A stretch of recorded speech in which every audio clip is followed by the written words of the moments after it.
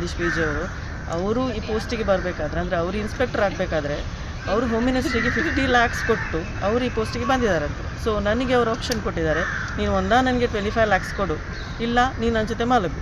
ಈ 2 ಆಪ್ಷನಲ್ಲಿ ಯಾವುದಾದ್ರೂ ಒಂದಕ್ಕೆ ಒಪ್ಪು. ಹಾಗಾಗಿ ಆವಾಗ ನಿನ್ನ ಗಂಡನ ನಾನು ಬಿಡ್ತೀನಿ, ಇಲ್ಲಾಂದರೆ ಅವ್ರ ಮೇಲೆ ರೌಡಿ ಶೀಟರ್ ಹಾಕ್ತೀನಿ ಅಂತೇಳಿ ಬೆದರಿಸಿದ್ದಾರೆ, ತುಂಬಾ ಬೆದರಿಸಿದ್ದಾರೆ. ನಾನು ಅವಿತಾ ಅಂಥೇಳಿ, ನನಗೆ ಲಾಸ್ಟ್ ಆಗಸ್ಟ್ 18 ನಂತರದಿಂದ ತುಂಬ ಸಂದೀಶ್ ಪಿ.ಜಿ ಅನ್ನೋರು police inspector, Moodbidri police inspector ಅವರು ತುಂಬ ಹೆರೆಸ್ ಮಾಡ್ತಾಯಿದ್ದಾರೆ. ನನ್ನ ಗಂಡನನ್ನು ಫ್ಯಾಮಿಲಿ ಡಿಸ್ಪ್ಯೂಟ್ ಇಶ್ಯೂಸ್ ಮೇಲೆ ರಿಪೋರ್ಟ್ ಹಾಕೋದಕ್ಕೋಸ್ಕರ ಅವರ ಡ್ರೈವರ್ ಆದ ಅಕ್ಬರನ್ನು ಕಳಿಸಿ, ನೀನು ಬಂದು ನನ್ನ ಜೊತೆ IBಯಲ್ಲಿ ಮಲ್ಕೋಬೇಕು, ಹಾಗಾದರೆ ಮಾತ್ರ ನಿನ್ನ ಗಂಡನ ರಿಪೋರ್ಟ್ ಹಾಕ್ತೀನಿ ಅಂತ ಹೇಳಿ ಆ ಥರ ಹೆರೆಸ್ ಕೊಟ್ಟು, ನಾನು ಅದಕ್ಕೆ ಒಪ್ಪದೇ ಇದ್ದಾಗ ಅವನು ಮತ್ತೆ ನನ್ನ ಯಜಮಾನ್ರ ಮೇಲೆ ಒಂದು ಫೇಕ್ ಕಂಪ್ಲೇಂಟ್ ಕೊಡಿಸಿ, ಫ್ಯಾಮಿಲಿಯವರಿಂದಲೇ ಒಂದು ಫೇಕ್ ಕಂಪ್ಲೇಂಟ್ ಕೊಡಿಸಿ ಅರೆಸ್ಟ್ ಮಾಡಿಸಿದ್ದಾರೆ. ಸೊ ನಾನು ಅವರನ್ನು ಬಿಡಿಸಲಿಕ್ಕೆ ಹೋದಾಗ ಆಗಸ್ಟ್ 18ಗೆ ಈವ್ನಿಂಗ್ ಅಬೌಟ್ 7:30 ಹೊತ್ತಿಗೆ ಹೋದಾಗ ಅವ್ರು ನನ್ನನ್ನು ಪೊಲೀಸ್ ಸ್ಟೇಷನ್ ಒಳಗಡೆ ತಗೊಳ್ಳದೆ ಹೊರಗಡೆನೇ ಪಾರ್ಕಿಂಗ್ ಏರಿಯಾದಲ್ಲೇ ನಿಲ್ಲಿಸಿ ನನಗೂ ಹ್ಯಾರಸ್ ಮಾಡಿರ್ತಾರೆ. ನಿನ್ನ ಗಂಡನನ್ನು ಬಿಡಬೇಕಾದ್ರೆ ನೀನು ನನ್ನ ಜೊತೆ ಮಲ್ಕೋಬೇಕು, ನಿನ್ನ ಜೊತೆ ಮಲ್ಗದಿದ್ರೆ ನಿನ್ನ ಗಂಡನ ಬಿಡಲ್ಲ, ನಿನ್ನನ್ನು ಅರೆಸ್ಟ್ ಮಾಡ್ತೀನಿ, ನಿನ್ನ ಗಂಡನ ಮೇಲೆ ರೌಡಿ ಶೀಟರ್ ಹಾಕ್ತೀನಿ ಅಂತೇಳಿ ತುಂಬ ಹ್ಯಾರಸ್ ಮಾಡ್ತಾರೆ. ಅದಾದ ನಂತರ ಈ ಸ್ಟ್ರೆಸ್ಸಿಂದಾಗಿ ಹಸ್ಬೆಂಡಿಗೆ ಹಾರ್ಟ್ ಅಟ್ಯಾಕ್ ಬೇರೆ ಆಯಿತು.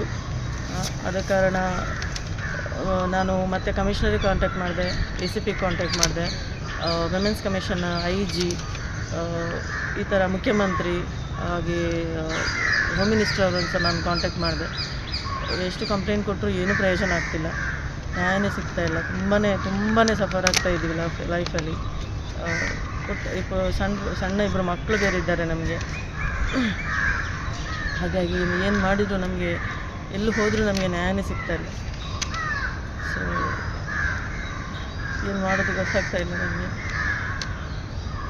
ಆಮೇಲೆ ಅವ್ರು ಏನು ಹೇಳಿದ್ರು ಅಂತ ಹೇಳಿದ್ರೆ, ಊರಲ್ಲಿರುವ ಹುಡುಗಿಯರೆಲ್ಲ ನನ್ನ ಜೊತೆ ಇದ್ದಾರೆ, ನನಗೊಂದು 100-200 ಜನ ಹುಡುಗಿಯರ ಪರಿಚಯ ಇದ್ದಾರೆ, ಅವರೆಲ್ಲ ನನ್ನ ಜೊತೆ ಇದ್ದಾರೆ. ಹಾಗಾಗಿ ನೀನು ಸಹ ನನ್ನ ಜೊತೆ ಸೇರು, ನಿನ್ನ ಗಂಡನಿಗೆ ಯಾವೆಲ್ಲ ಹುಡುಗಿಯರು ಬಂದು ಕಂಪ್ಲೇಂಟ್ ಕೊಟ್ಟಿದ್ದಾರೋ ಅವರೆಲ್ಲ ನನ್ನ ಜೊತೆ ಇದ್ದಾರೆ, ಹಾಗಾಗಿ ನೀನು ನನ್ನ ಜೊತೆ ಬಂದುಬಿಡು, ಆವಾಗ ನಿನ್ನ ಗಂಡನಿಗೆ ನಾನು ಪ್ರೊಟೆಕ್ಷನ್ ಕೊಡ್ತೀನಿ, ನಾನೇನು ಮಾಡೋದಿಲ್ಲ, ಅವ್ರನ್ನ ಬಿಟ್ಬಿಡ್ತೀನಿ.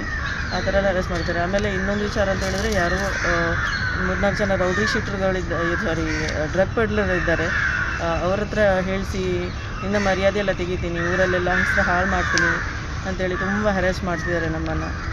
ಏನು ಮಾಡೋದು, ನಮ್ಮ ಮನೆಯಲ್ಲಿ ನಾವಿರೋದೇ 4 ಜನ, ಆದ ಕಾರಣ ನಮ್ಗೆ ತುಂಬ ಕಷ್ಟ ಆಗ್ತಾಯಿದೆ. ಹಸ್ಬೆಂಡ್ ಬೇರೆ ಇವಾಗ ಊರಲ್ಲಿಲ್ಲ, ಅಂದರೆ ಅವ್ರು ಬೇರೆ ನಿಲ್ತಾ ಇದ್ದಾರೆ. ಇವರ ಕಿರಿಕಿರಿಂದಾಗಿ ಅವ್ರಿಗೆ ಮನೇಲಿ ನಿಲ್ಲೋಕ್ಕೂ ಆಗ್ತಿಲ್ಲ, ತುಂಬ ಕಷ್ಟ ಕೊಡ್ತಿದ್ದಾರೆ ನಮಗೆ. ಸೊ ಅವರು ಇನ್ನೊಂದು ನನಗೆ ಆಫರ್ ಮಾಡಿದರು, ಲೈಕ್ ಸಂದೀಶ್ ಪಿ.ಜಿ ಅವರು ಈ ಪೋಸ್ಟಿಗೆ ಬರಬೇಕಾದ್ರೆ, ಅಂದರೆ ಅವರು ಇನ್ಸ್ಪೆಕ್ಟರ್ ಆಗಬೇಕಾದ್ರೆ ಅವರು ಹೋಮ್ ಮಿನಿಸ್ಟ್ರಿಗೆ 50 lakhs ಕೊಟ್ಟು ಅವರು ಈ ಪೋಸ್ಟಿಗೆ ಬಂದಿದ್ದಾರಂತೆ. ಸೊ ನನಗೆ ಅವರು ಆಪ್ಷನ್ ಕೊಟ್ಟಿದ್ದಾರೆ, ನೀನು ನನಗೆ 25 lakhs ಕೊಡು, ಇಲ್ಲ ನೀನು ನನ್ನ ಜೊತೆ ಮಲಗು. ಈ 2 ಆಪ್ಷನಲ್ಲಿ ಯಾವುದಾದ್ರೂ ಒಂದಕ್ಕೆ ಒಪ್ಪು. ಹಾಗಾಗಿ ಆವಾಗ ನಿನ್ನ ಗಂಡನ ನಾನು ಬಿಡ್ತೀನಿ, ಇಲ್ಲಾಂದರೆ ಅವ್ರ ಮೇಲೆ ರೌಡಿ ಶೀಟರ್ ಹಾಕ್ತೀನಿ ಅಂತೇಳಿ ಬೆದರಿಸಿದ್ದಾರೆ, ತುಂಬಾ ಬೆದರಿಸಿದ್ದಾರೆ. ಹಾಗಾಗಿ ನಾನು ಅವರಿಗೆ ತುಂಬ ಭಯಪಟ್ಟು ಬೇರೆಯವರಿಂದ ಸಾಲ ಇಸ್ಕೊಂಡು 50,000 ಕೊಟ್ಟಿದ್ದೇನೆ ಅವನಿಗೆ. ನನ್ನ ಹಸ್ಬೆಂಡ್ನ ದೂರ ಮಾಡ್ತಾಯಿದ್ದಾರೆ. ಲೈಕ್ ನಾನು ನನ್ನ ಜೊತೆ ಮಕ್ಕಳ ಜೊತೆ, ಸಣ್ಣ ಮಕ್ಕಳು ಪುಟ್ಟ ಮಕ್ಕಳು ಬೇರೆ ಇದ್ದಾರೆ, ತುಂಬಾ ಕಷ್ಟ ಆಗ್ತಾಯಿದೆ. ಏನು ನಮಗೆ ನ್ಯಾಯನೇ ಸಿಗ್ತಾಯಿಲ್ಲ, ಎಲ್ಲಿ ಹೋದರೂ ನ್ಯಾಯನೇ ಸಿಗ್ತಾಯಿಲ್ಲ, ತುಂಬ ಕಷ್ಟ ಆಗ್ತಾಯಿದೆ ಮೇಡಮ್. ಲೈಕ್ ಯಾವ ಇನ್ಸ್ಪೆಕ್ಟರ್ ಮೇಡಮ್ ನಿಮಗೆ? ಮೇಡಮ್ ಇನ್ಸ್ಪೆಕ್ಟರ್ ಸಂದೀಶ್ ಪಿ.ಜಿ ಅವರು, ಮೂಡುಬಿದಿರೆ ಸರ್ಕಲ್ ಇನ್ಸ್ಪೆಕ್ಟರ್ ಅವರು. ಹಾಗೆ ತುಂಬಾ ಸಫರ್ ಆಗ್ತಾಯಿದ್ದೀವಿ. ಏನು ಯಾರ ಹತ್ರ ಹೋದ್ರೂ ನಮಗೆ ನ್ಯಾಯನೇ ಸಿಗ್ತಾಯಿಲ್ಲ, ತುಂಬಾ ಕಷ್ಟ. ಯಾವ ರೀತಿ ಹರಾಜ್ ಮಾಡ್ತೀವಿ? ತುಂಬಾ ಇದೆ. ಅವರಿಗೆ ಈ ಸ್ಟ್ರೆಸ್ಸಿಂದಾಗಿ, ಹಸ್ಬೆಂಡಿಗೆ ಸ್ಟ್ರೆಸ್ಸಿಂದಾಗಿ ಹಾರ್ಟ್ ಅಟ್ಯಾಕ್ ಬೇರೆ ಆಯಿತು. ಹಾಗಾಗಿ ಅವರಿಗೆ ಊರಲ್ಲೂ ಇಲ್ಲ, ನಾನು ಬಿಟ್ಟು ಬೇರೆ ಕಡೆ ಇವರ ಕಿರಿಕಿರಿ ಸಹಿಸೋಕ್ಕಾಗದೆ ಬೇರೆ ಊರಲ್ಲಿ ಇದ್ದಾರೆ ಇವಾಗ. ಏನು ಹೇಳ್ತಾರೆ ಮೇಡಮ್ ಇನ್ಸ್ಪೆಕ್ಟ್ರು? ಯಾವುದಕ್ಕೂ ಬಗ್ತಾ ಇಲ್ಲ.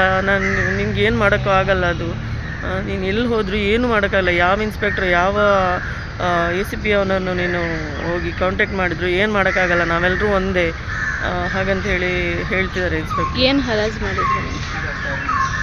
ಹರಾಜ್ ಅಂದರೆ ಅದೇ ನನ್ನ ಬಗ್ಗೆ ಬೇಡದೆಲ್ಲ ಹೇಳ್ತಿದ್ದಾರೆ, ಊರಿಡಿ ನನ್ನ ಬಗ್ಗೆ ಬೇಡದೆಲ್ಲ ಹೇಳಿಕೊಂಡು ಮಾಡ್ತಾ ಇದ್ದಾರೆ. ನನ್ನ ತುಂಬ ಜನ ಇದು ಡ್ರಗ್ ಪೆಡ್ಲರ್ನವರು ಪರಿಚಯ ಇದ್ದಾರೆ. ಅವರನ್ನು ಹೇಳಿಸಿ ನಿನ್ನ ಹೆಸರೆಲ್ಲ ಹಾಳು ಮಾಡ್ತೀನಿ, ಊರಲ್ಲೆಲ್ಲ ನಿಂಗೆ ನಿಲ್ಲಕ್ಕೆ ಬಿಡೋದಿಲ್ಲ, ಹಿಂಗೆಲ್ಲ ಹೇಳ್ತಿದ್ದಾರೆ ಸರ್. ಸ್ಟೇಷನ್ ಹತ್ರ ಹೋದಾಗ ಏನಾಗಿದೆ? ಸ್ಟೇಷನ್ ಹತ್ರ ಅದೇ ನೀನು ನನ್ನ ಜೊತೆ ಮಲ್ಕೋಬೇಕು, ನೀನು ನನ್ನ ಜೊತೆ ಕಾಂಪ್ರಮೈಸ್ ಮಾಡ್ಕೋಬೇಕು, ಹಾಗಾದರೆ ಮಾತ್ರ ನಿನ್ನ ಗಂಡನ ಬಿಡ್ತೀನಿ, ಇಲ್ಲ ನಾನು ಬಿಡೋದಿಲ್ಲ ಹೀಗೆ ಹೇಳಿದರು.